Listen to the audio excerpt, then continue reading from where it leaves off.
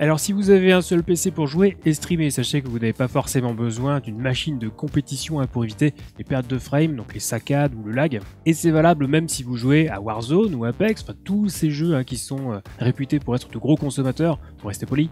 Dans une vidéo précédente, je vous donnais 30 astuces en 3 minutes pour un stream sans saccade. Mais comme vous êtes encore assez nombreux à poser des questions autour de ça, mais sachez qu'il existe 3 solutions principales qui fonctionnent dans 90% des cas si vous êtes victime de saccades sur votre stream. Alors, il va y avoir un petit peu d'explications aussi plus ou moins techniques parce que bon, cliquer sur un bouton c'est bien, mais comprendre pourquoi on clique dessus c'est quand même mieux. Donc c'est parti, on y va.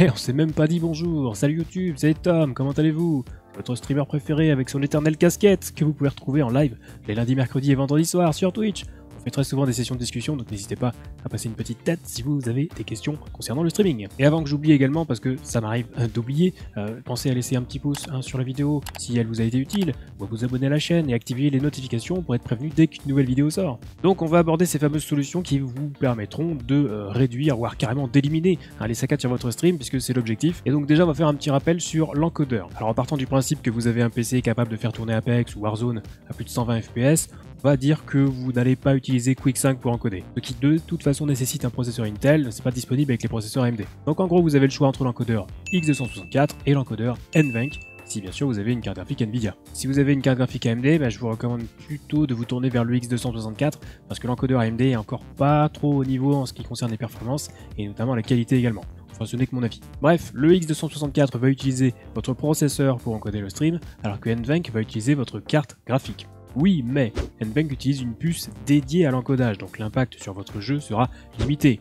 Pas inexistant, mais limité. Enfin, sauf si votre carte graphique est utilisée déjà à 100%, dans ce cas, NVENC peut avoir un petit peu plus de mal. On va partir du principe qu'on peut empêcher justement la carte graphique de tourner à 100%, par exemple en limitant les options graphiques du jeu, ou en limitant tout simplement les FPS. Ceux qui suivent les vidéos de la chaîne doivent normalement déjà le savoir, si vous avez un seul PC pour jouer et streamer en même temps, et que vous êtes équipé d'une carte graphique Nvidia, il est fortement conseillé d'utiliser l'encodeur NVENC. Il y a encore quelques semaines dans OBS on avait le choix entre le NVENC et le NVENC New. Ce nouveau NVENC augmente l'efficacité de l'encodeur si vous avez une carte équipée d'une puce de génération Turing, donc toutes les cartes RTX mais aussi les cartes GTX 1650 Super, 1660 Super et 1660 Ti, et en prime ça améliorera aussi la qualité visuelle. Si vous avez une carte un peu plus ancienne type GTX 1070 ou 980 Ti, etc., vous ne profiterez pas du gain de qualité, mais vous bénéficierez du même gain en efficacité de l'encodeur, comme l'avait d'ailleurs au passage indiqué le créateur d'OBS lui-même sur le site officiel. Donc pourquoi se priver? Alors petite note, je n'ai pas mis la GTX 1650 dans la liste des cartes graphiques récentes, et j'ai démarré avec la 1650 Super, parce que seuls quelques modèles de 1650 ont une puce NVENC Turing, les autres auront une puce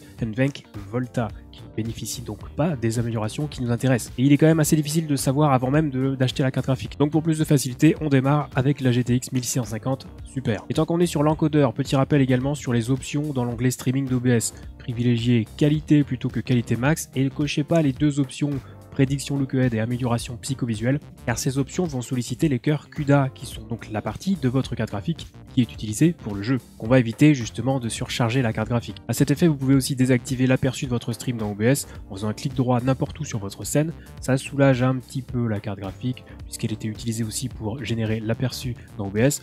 Donc au besoin, voilà, ça mange pas de pain, mais vous pouvez le désactiver. Ensuite, on a le mode administrateur, et alors là, on est sur une astuce qui fonctionne encore, qui avait été exposée à la sortie de la version 24.0.3 d'OBS, donc en octobre 2019. C'est vraiment tout simple, vous faites un clic droit sur votre raccourci OBS, cliquez sur exécuter en tant qu'administrateur, et c'est tout. Ça paraît tout bête, et en fait ça l'est. Mais en gros, en démarrant OBS en mode administrateur, ce qui va se passer, c'est que les ressources allouées à OBS seront prioritaires.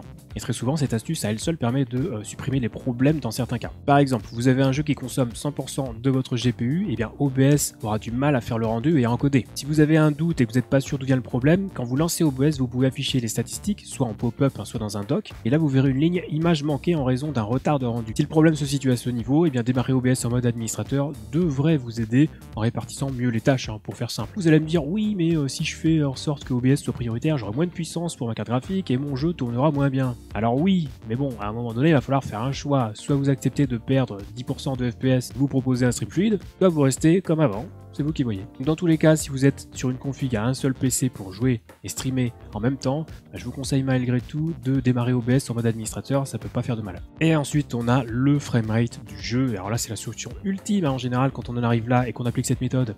Il n'y a plus du tout de saccade sur le stream. En contrepartie, vous devrez réduire le framerate de votre jeu, les fameux FPS.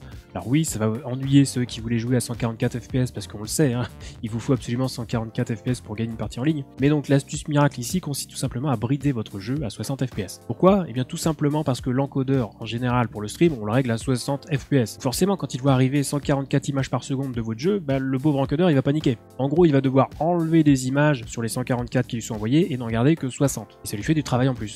Alors que si votre jeu tourne à 60 FPS directement, l'encodeur ne reçoit que 60 images par seconde. Moins de travail, plus de performance, c'est QFD. Et alors sans vouloir lancer de débat, hein, oui c'est quand même mieux de jouer avec un gros framerate, c'est plus confortable, ça peut vous donner un petit avantage sur les joueurs qui jouent toujours à 60 FPS. Déjà il vous faut un moniteur adapté, première chose, et surtout on parle d'une configuration pour jouer et streamer en même temps. Là tout dépend de la façon dont vous envisagez le streaming, hein. Soit vous jouez uniquement pour vous, dans ce cas faites-vous plaisir et envoyez les FPS, soit vous jouez pour divertir les viewers et créer un lien avec une communauté, et dans ce cas vous faites une petite concession et vous faites en sorte qu'ils aient une expérience de visionnage convenable et sans saccade. Parce que honnêtement les viewers ils s'en fichent que vous jouiez à 60 ou à 2000 FPS, si le stream saccade, ils iront voir ailleurs, hein, tout simplement. Bon, ici avec ces 3 astuces de base, vous n'avez toujours pas résolu votre problème, et bien à ce moment-là, vous pouvez jeter un œil à cette autre vidéo dont je vous avais parlé, qui consiste donc à 30 astuces en 3 minutes pour un stream sans lag, enfin plutôt sans saccade d'ailleurs. Et si encore après tout ça, vous avez toujours des saccades, eh bien venez en discuter sur le Discord communautaire Zero Absolu Gaming.